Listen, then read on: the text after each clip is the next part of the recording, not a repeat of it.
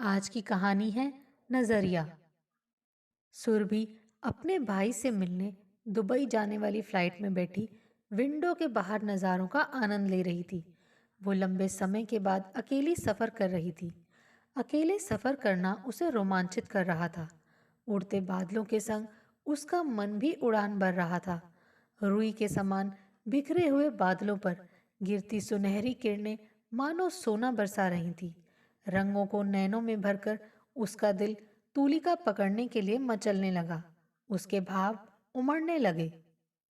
इस नीले आसमान में डूबने की चाहत व विचारों की अनुभूति अपनी पराकाष्ठा तक पहुंचती कि अचानक एयर होस्टेस की आवाज ने सुरभि की तंद्रा भंग कर दी। कृपया सभी यात्री ध्यान दें। खराब मौसम के कारण विमान को हमें टरमैक पर उतारना होगा। आपको हुई असुविधा के लिए हमें खेद है। मौसम साफ होते ही हम दोबारा उड़ान भरेंगे। तब तक यात्री अपनी अपनी सीट पर ही बैठे रहें। विमान को टरमैक पर उतार दिया गया। सुरभि के बराबर वाली सीट पर एक बातूनी सा सभ्य दिखने वाला व्यक्ति बैठा था। विमान में बैठे बैठे लोग कर भी क्या सकते थे। समय काटने के लिए उसने स्वयं सुरभि से बात छेड़ दी। हेलो, मैं राहुल हूँ। आप दुबई से हैं? सुरभि ने उसे प्रश्नवाचक निगाहों से देखा तो उसने पलक झपकते ही कहा, आप अन्यथा न लें। मौसम के व्यवधान के कारण हमें विमान में ही बैठना होगा।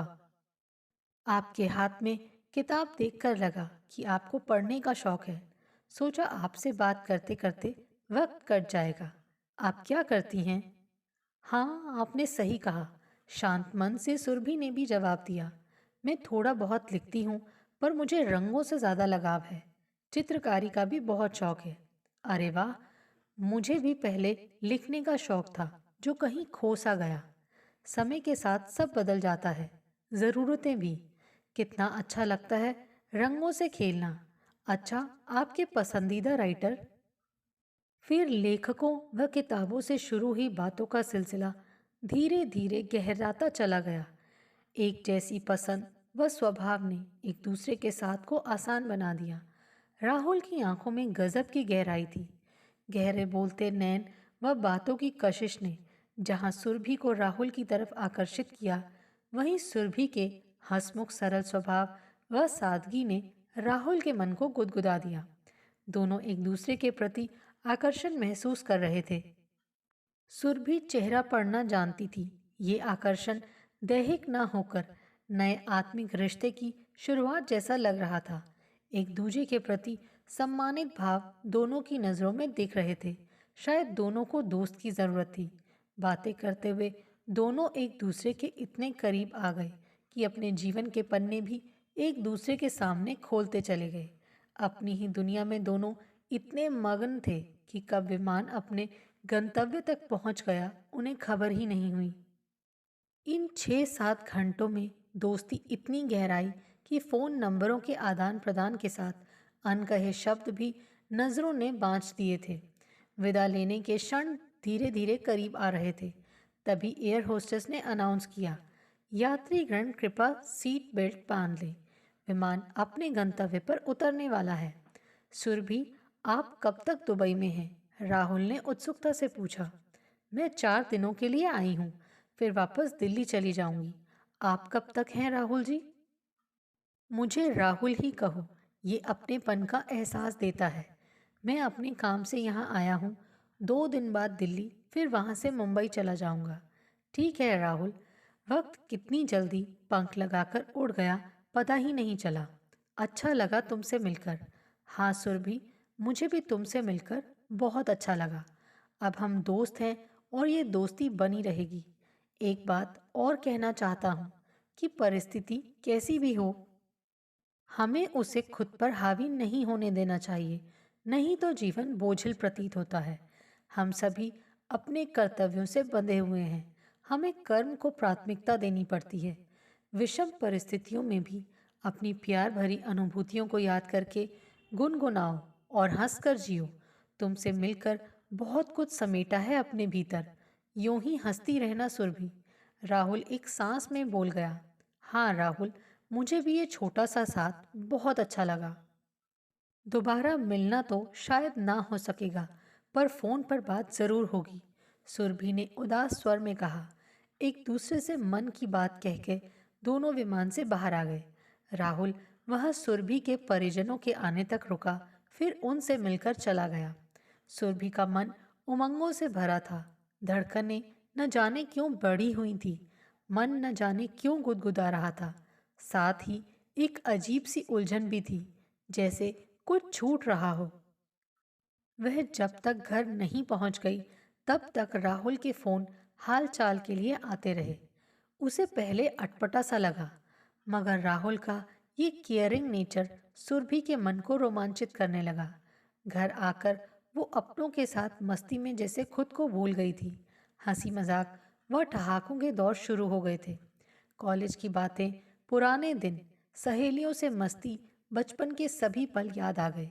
घर में भाई ने पार्टी रखी थी।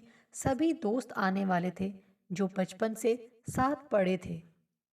और सुखद पहलू यह भी था कि कुदरत ने उन्हें फिर से मिला दिया था। सबसे मिलकर सुरभि बहुत उत्साहित थी। पार्टी खत्म होने के बाद सब सोने चले गए, पर सुरभि की आंखों से नींद गायब थी। सबके जाने के बाद सुरभि आसमान निहार रही थी कि कुछ काले बादल देखकर उसे अपने बीते दिन याद आने लगे। उसके आसमान पर ही काले बादल क्यों मंडराते हैं? नींद उसकी आंखों से कोसों दूर हो गई। रात में उसने दिल्ली फोन लगाकर अपने सकुशल पहुंचने की सूचना दे दी थी, पर स्नेह की एक बूंद को तरसता उसका प्यासा मन रेगिस्तान के समान तपने लगा। विनोद का व्यवहार उसे अंदर तक सालता था। अनजाने ही मन को उदासी के बादल घेर रहे थे। राहुल ने उसके मन में दबी चिंगारी को अनजाने में ही हवा दे दी थी। शायद उस चिंगारी का कारण विनोद ही थे। विनोद बिल्कुल उसके विपरीत स्वभाव के थे। जहां सुरभि खुले विचारों वाली, हंसमुख व विनोदी स्वभाव की लड़की थी, वहीं पेशे से वकील विनोद की सोच पारंपरिक व संकीर्ण थी। आकर्षक व्यक्तित्व वाले इंसान की सोच इतनी छोटी होगी, सुरभि को शादी के बाद ही पता चला। किसी से भी ज्यादा बातें करना विनोद को पसंद नहीं था। सुरभि का पर पुरुष से बातें करना उसे नागवार गुजरता था। कोई राह चलता पुरुष भी यदि सुरभि को देखता, तब भी विनोद की शक्की निगाहें व तीखे बाण सुरभि पर ही चलते कि फला तुम्हें क्यों देख रहा था, जरूर तुमने ही पहले उसे देखा होगा। शादी के बाद सुरभि के पारिवारिक संबंधी व मित्रों की संख्या कम होने लगी। विनोद कब किसके बारे में क्या समझ ले, कहना मुश्किल था। सुरभि ने धीरे धीरे खुद को बदलकर विनोद के इर्द गिर्द समेट लिया था। कहते हैं इंसान प्यार में अंधा हो जाता है।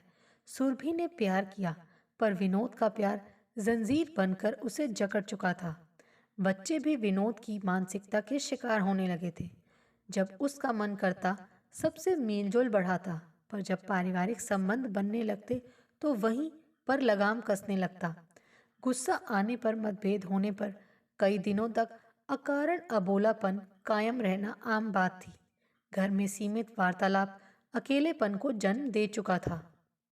घर का बोझिल वातावरण घुटन भरा होने लगा, जैसे हवा का दबाव सांस लेने के लिए अनुपयुक्त था। सास ससुर, मामा भांजी, साली सहलाज जैसे रिश्ते भी विनोद के शक की आग में जल गए थे। डर का दानव अपना विकराल रूप लेने लगा। मन की कली रंगों से परहेज करने लगी थी। सुरभि के पास ये सब सहने के अलावा कोई विकल्प भी नहीं था। विनोद घर पर न होते तो सभी हंसते बोलते थे।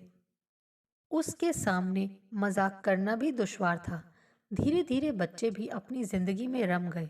अपना अकेलापन दूर करने के लिए सुरभि का समय सहेलियों के साथ ही व्यतीत होने लगा, पर मन आज भी प्यासा सा पानी की तलाश कर रहा था। विनोद ने कभी भूल से भी सुरभि से ये नहीं पूछा कि तुम्हें क्या पसंद है। रूठना मनाना तो बस फिल्मों में होता है, ना कोई शौक, ना उत्साह। जब आधी उम्र गुजर जाने के बाद भी विनोद की सोच में परिवर्तन नहीं आया, तो मन उससे दूर भागने लगा। अब उससे दूर रहना ही मन को शांति देता था। आज राहुल के अपनेपन ने कलेजे में ठंडक सी प्रदान की। दर्द बहकर निकल चुका था। सुरभि का मन हल्का था।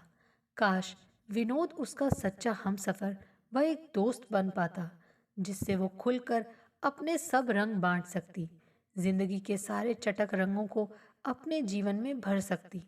सोचते सोचते कब आंख लगी पता ही नहीं चला। कोरों से निकले आंसू गालों पर रेखा चित्र बनाकर अपने निशान छोड़ गए थे। मुख चूमती हुई भोर की किरणों ने उसे गुदगुदाकर उठा दिया। आईने में खुद को निहारते हुए होठों पर तैर आई मुस्कान ने आंखों में चमक पैदा कर दी थी। खुद को देखकर खुद के लिए जन्मा प्यार, मस्ती भरी जीवन के रंगों में भीगी शोक अदाएं, जिस पर कॉलेज में सब मर मिटते थे, आज उसे अपने अंदर वही शोखी नजर आ रही थी। उसके अंदर नई ऊर्जा का संचार हो चुका था। 4 दिन पंख लगाकर उड़ गए। सुरभि खुद को बदला बदला महसूस कर रही थी। दिल्ली आने तक पुरानी सुरभि उसके अंदर वापस आ गई थी। राहुल की बातों ने उसकी सोई हुई लालसा को जगा दिया था। आज उसके भीतर की सुरभि जाग गई थी। कॉलेज के दिनों के उसके शौक अब जीवन के नए रंग भरने के लिए तैयार थे। उसने अपने जीवन को फिर से रंगों के इर्द गिर्द समेट लिया था। विनोद भी उसके इस परिवर्तन से हैरान था। चाय पीते हुए विनोद अचानक बोले, क्या बात है सुरभि, बहुत बदली बदली नजर आ रही हो। इतने दिनों में किस किस से मिली, क्या क्या नए जलवे बिखेरे। कुछ नहीं, बस बचपन जीकर आ रही हूँ। तुमने मुझे कभी उस तरह देखा ही कहाँ है। कितना जानते हो मेरे शौक को। सुरभि की आवाज में जाने क्या था कि आज विनोद चुप हो गया। एक समय के बाद नदी का प्रवाह भी पत्थर से टकराकर अपनी दिशा बदल लेता है। आज वे कोमल संवेदनाएं पत्थर से टकराकर चूर चूर हो गई थी। फिर से जीवन ने करवट बदल ली। अपने नाम को सार्थक करती हुई सुरभि फिर से महकने लगी। उसके रंगों ने अपना एक आसमान तैयार कर लिया था। विनोद ने कुछ कहा नहीं, बस चुपचाप उसे बदलते हुए देखता रहा। काम करते समय जब भी फोन की घंटी बजती, सुरभि की आंखें फोन में कुछ तलाशने लगतीं। कानों को राहुल की आवाज का इंतजार था। उसने एक दो बार संदेश भी भेजा, पर कोई जवाब नहीं आया। राहुल अपनी सीमा जानता था। इंतजार सप्ताह से बढ़कर महीना और फिर साल में परिवर्तित हो गया, पर राहुल का फोन नहीं आया। उसके साथ बिताए 6-7 घंटों ने ऐसी चिंगारी भड़काई कि सुरभि दोबारा जी उठी। मगर उसके उपेक्षित व्यवहार से सुरभि का पुरुषों के प्रति नजरिया बदल गया था। राहुल ने कहा था, खून से बढ़कर नमक का रिश्ता नहीं होता। हर बात की एक मर्यादा होती है। सब पुरुष एक जैसे ही होते हैं। स्त्री के प्रति उनका नजरिया नहीं बदलता। पुरुष उस पर एक छत्र राज्य ही करना चाहता है। अपने घर के बाहर मर्यादा की रेखा खींचकर दोहरा व्यक्तित्व जीता है। स्त्री पुरुष की मित्रता वो सामान्य तरीके से लेना कब सीखेगा। नारी के लिए लकीर खींचने का हक पुरुष को किसने दिया। दोनों अलग अलग व्यक्तित्व हैं। फिर हर फैसला लेने का अधिकार एक को कैसे हो सकता है। मन के भाव शब्दों व रंगों के माध्यम से अपनी बात बेखौफ कहने लगे। तूफान गुजरने के बाद घर का नज़ारा कुछ बिखरा सा था। आज मन शांत हो गया। विनोद को समझना उसके लिए अब आसान हो गया था। शायद सभी पुरुषों की सोच ऐसी ही होती है। कूची जीवन को सफ़ेद कागजों पर जीवंत करने लगी। सुप्त मन के भाव आकार लेने लगे। उसका मन चंचल हिरणी के समान हो गया था, जो अपने ही जंगल में विचरण का पूर्ण आनंद लेती है। अपने रंगों व अनुभूतियों में डूबी सुरभि आज अपने पिंजरे में भी खुश थी। मेज पर रखा खाली ग्लास भी उसे खाली नहीं लग रहा था। उसमें हवा थी जो चुपचाप पानी की बूंदों को आत्मसात करके ग्लास को सुखाने का प्रयत्न कर रही थी। उसके जीवन में अब खालीपन का स्थान नहीं था। उसके चाय के कप से निकलती भाप हवा में अपने अस्तित्व का संकेत देकर विलय हो रही थी। इलायची की खुशबू वातावरण को महका रही थी। चाय पीने की तलब ने हाथों को कप की तरफ बढ़ाकर होठों से लगा लिया। चाय की चुस्कियां व बंजर से जीवन में वसंत ने अपने रंग भर दिए थे। रेडियो पर बज रहा गाना गुनगुनाने को मजबूर कर रहा था। मेरे दिल में आज क्या है, तू कहे तो मैं बता दूं। दिल आज भी उस आवाज को सुनकर धन्यवाद देना चाहता है, जिसने अनजाने ही सूखे गुलाब में इत्र की कुछ बूंदें छिड़क दी थी। दोस्तों, आपको हमारी ये कहानी कैसे लगी? आप कमेंट करके हमें ज़रूर बताइए। और जिन्होंने अभी तक हमारे चैनल को सब्सक्राइब नहीं किया है, प्लीज़ ज़रूर सब्सक्राइब कीजिए। Thanks for watching this video.